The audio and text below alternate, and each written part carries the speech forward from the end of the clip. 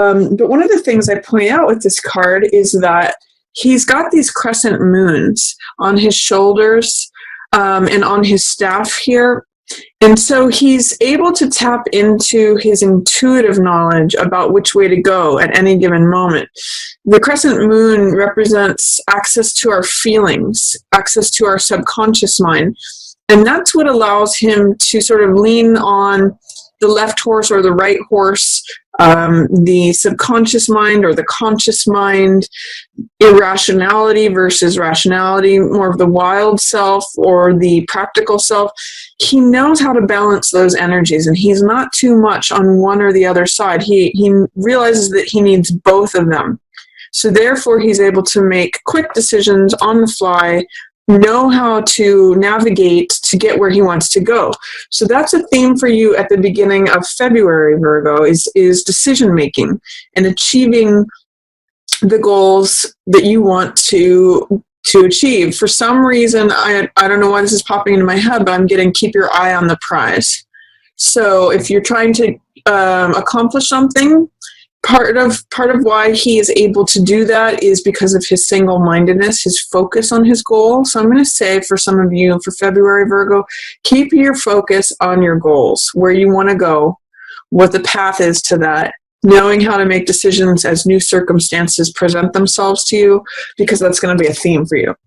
And Four of Coins.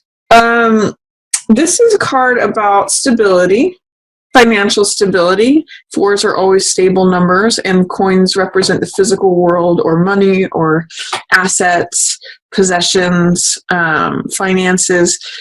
So Four of Coins usually means that either financial stability is coming to you or that that's on your mind, money's on your mind. But one of the things that's crucial about this card is that money's on his mind, blocking his heart, and he's got a coin on each leg, and each hand. So he's kind of immobilized by the consuming thoughts of money. Now, some people translate this card as fear regarding money or being worried about it, overly worried. I also accept that translation, and as well, I look at it as a Midas card, King Midas, who anything he touches turns to gold. It is a card of reaping rewards from hard work. That's Four of Coins, and people who have that birth date have that trait. But it can be excessive worry about money. And also it can be, we know from the story of King Midas that because everything he touched turned to gold, even if he tried to have a loved one, like give them a hug or give them a kiss, he couldn't do it because it was all, they would turn to gold. Everything became about money. So one of the things I usually point out with this card is that he's blocking his heart. And nothing, he can't think about anything else because money's on his mind. So what I also point out with this card is that when you have a closed fist, when you're trying to hold on to something so desperately because you're fearful of letting it go, you can't receive anything else. This is very fear-based energy. If you open your hand and loosen your grip, you're able to receive more. You're able to put yourself in a receiving position. Likewise, if you've got, say you imagine you have a stick of butter in your hand, if you try to hold on to it as tight as you can, it all just actually will squeeze out of your fingers.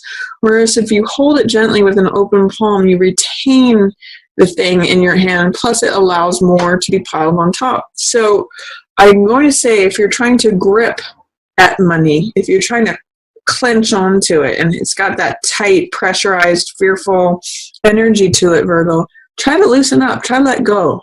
Try to envision what it means to have an open palm, and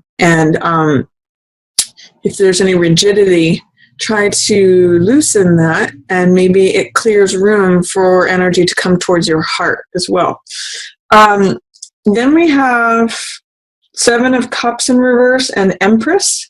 What's interesting is that Empress has to do with prosperity and abundance. If you look at the difference between these two cards, this is a card being so overconsumed with money that it literally surrounds you and immobilizes you.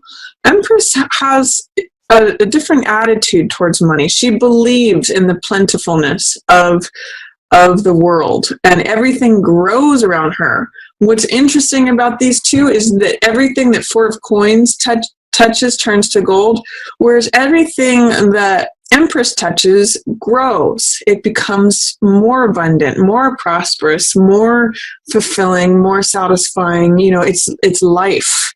And so I'd like you to consider the difference between these two cards, Virgo. This is a bit fearful. It's overconsumed with material possessions. It's fearfulness. This one trusts. Empress, that's why she's one of the major arcana, and this is not. Empress knows how to create. She knows how to not only receive, you know, because she's considered the pregnant mother. So not only receive sustenance or receive things being given to her, but she also knows how to nurture them, as well as how to give birth to more and allow things to grow. So see if you can contrast those two feelings, because those are both available to you at the beginning of February. And what it may have to do with, Virgo, is identifying what's real and what's not. This is a card of fantasy and illusion. This is Seven of Cups. It means having multiple choices available to you. So I think what might be a good question when this cup comes up in the beginning of February is ask, what's a good investment of my time? What's a good choice? Because often this can be like, what's behind any of these doors, or what's behind door number 3.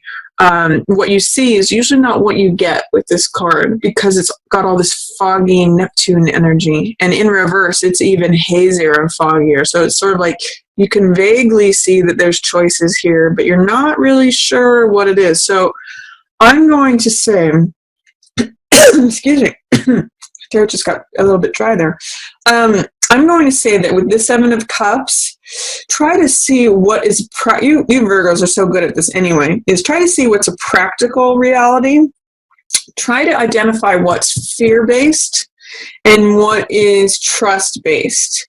What is like holding on to dear life with all you've got versus what it is you can create and expand and nurture and receive. Those are the two different energies of these cards. So with this card of choices, in between, it's kind of like you have a choice to go in this direction, or you kind of have a choice to go in this direction. Which one do you want, Virgo? That's kind of what's being offered to you. And interestingly enough, this is a card about choices and decisions too. So it's really like there's a parting of the waters. Do you want to go down this fearful path, especially financially, because that's what this card is about? Or do you want to go down this path where you have a belief in your own satisfaction, your ability to nurture things, to grow things, to create things, and did I already say receive things? It's all of that. So do you want to be Empress or do you want to be Four of Coins? Your choice. And identifying, taking a hard, cold look at your decisions will help you make that decision, help you identify which thing will lead you in which direction. Because another thing is with this card, this can often be a card of false things not being what they seem. So like I'll call this, I sometimes call this Las Vegas, where you gamble things or trade things away, or you think, oh, this is sort of like a get rich quick scheme kind of thing. It can be where you may want to just take an extra moment to really research and really be thorough about what your choices are, because it's sort of saying things may not necessarily be what they seem. So make a decision whether you're going to try to gamble with something because you're so fearful, or if you're going to nurture and grow things over time that may take time to grow, but that put you in a prosperous and abundant place, Virgo. And then in the middle of the month, I see there's Four of Swords here, which has to do about taking a rest, R&R, taking a moment out from battle to recover, to reflect, to put your thoughts up on the wall here. And if the beginning of February is a time for decision making and taking action and, examining choices, I'm going to say that towards the middle of the month, it's a time to rest and reflect. It may not be a time to take action, but because it's in reverse, it's telling me you're going to have a hard time accepting taking a rest. You're going to have a hard time letting yourself rest. And what I'm really getting for you Virgos, because you are ruled by Mercury, which is quicksilver and the mind and messenger and information, communication, that's all air energy here. It's going to be hard for you to put your mind at rest.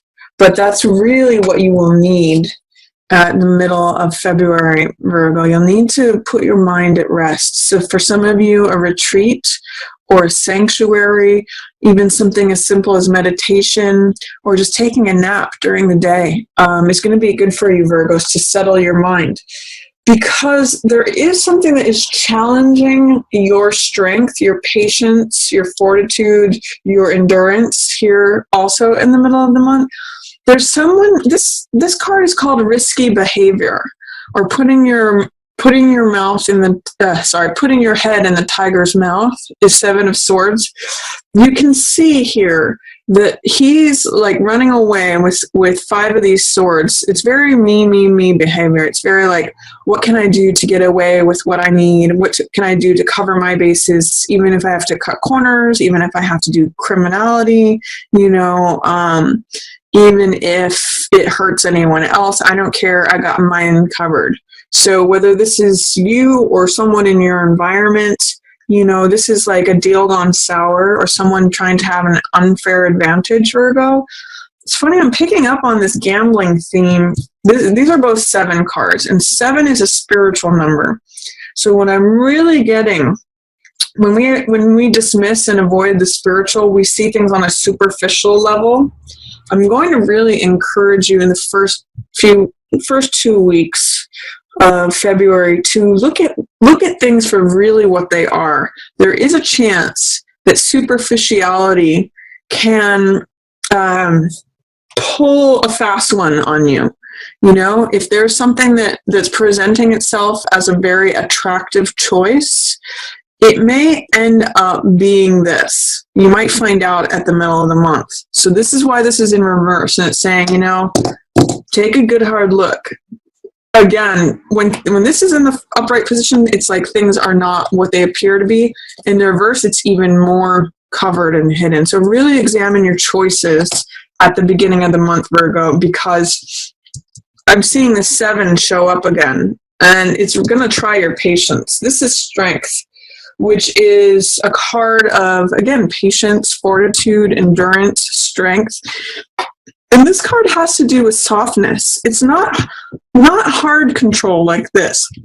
You'll see that these follow each other in the major arcana. This is card 7 and this is card 8. So she's a graduation. She's the next step of evolution from Chariot. Chariot knows how to control things through hard control of the mind. Strength knows how to control things through control with the heart, with softness. This is hardness. This is softness. This is victory, dominance. She's able to achieve magical results and fantastical things, taming of the beast. She opens the lion's jaws, not through strength of force or will, but through strength of endurance, compassion, softness. So that's what's being challenged in the reverse position.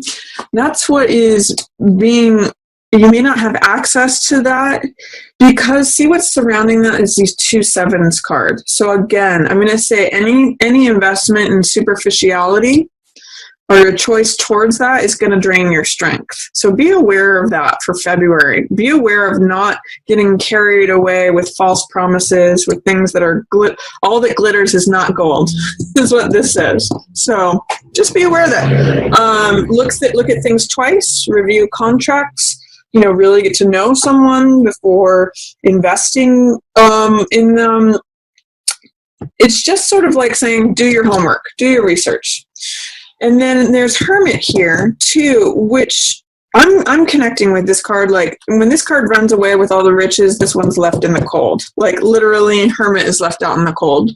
And the low side of this card, because it's in reverse, I'm reading it in reverse, is that sometimes it can feel isolating. Like no one understands me. Where are all my friends? what's going on in the world, where's the truth, where's the way, where's the path.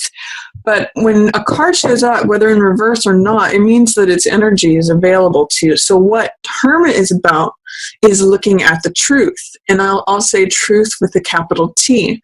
So he is a very disciplined person.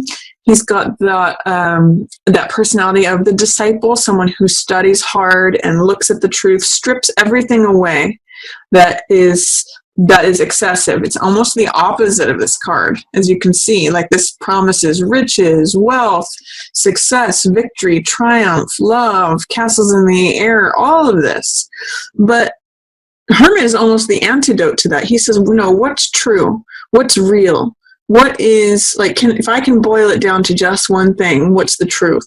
So I'm really getting a sense, Virgo, with all of this, that there is something about looking into something to see what's the real option, what's the real truth, what is a superficial decision versus what is sustainable over time. Like Empress, the seasons are eternal with Empress. She is the queen of summer and spring, and everything grows under her. She is the mother that gives birth to the child that continues living. So it's not just like a quick thing, like Four of Coins, like, oh, I've got all my money in the treasure chest and no one's ever going to touch it. There's aliveness here. There's life. There's vitality. So I'm going to say, don't let like, I'm kind of, I don't know why, but I'm kind of getting like the difference between eating candy bars and eating like a full 4-course meal. Like, this might be the equivalent of the candy bars, and this might be the 4-course meal. So while one may sustain you in the short term, you might have to think about long-term things and not just what's attractive and what things appear to be on the surface. That's kind of what I'm getting for you with these cards. Because it's going to challenge your strength. I kind of get like your patience is being tried here. That's why this rest and relaxation is going to be so necessary for you, to like just get to a calm, reflective, peaceful, recharged place.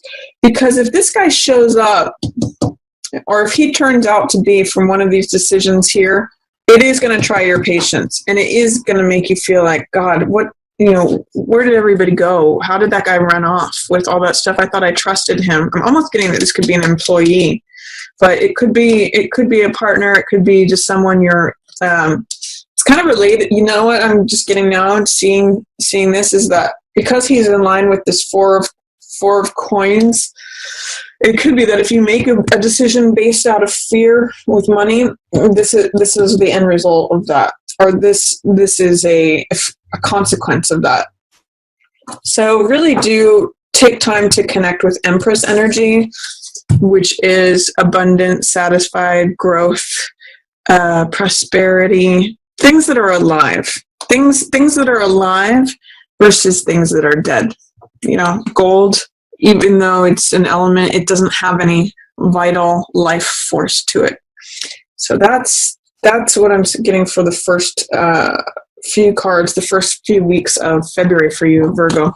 And then towards the end of the month, I show some sweet, sweet energy here. I almost get that some of you are going to meet someone at work if you're not already paired up with someone.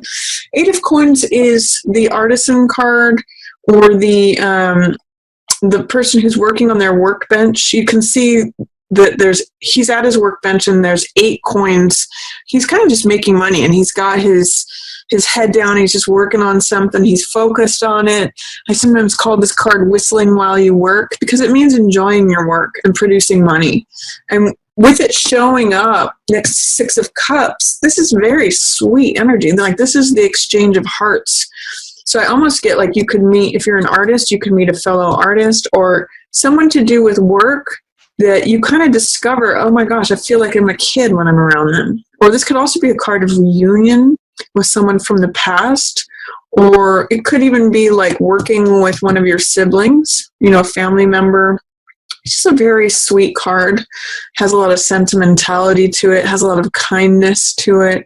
If you can imagine 2 kids giving each other cups filled with flowers, it really just has that darling, sweet, sentimental, lovely, childlike, innocent character to it. So enjoy that, Virgo.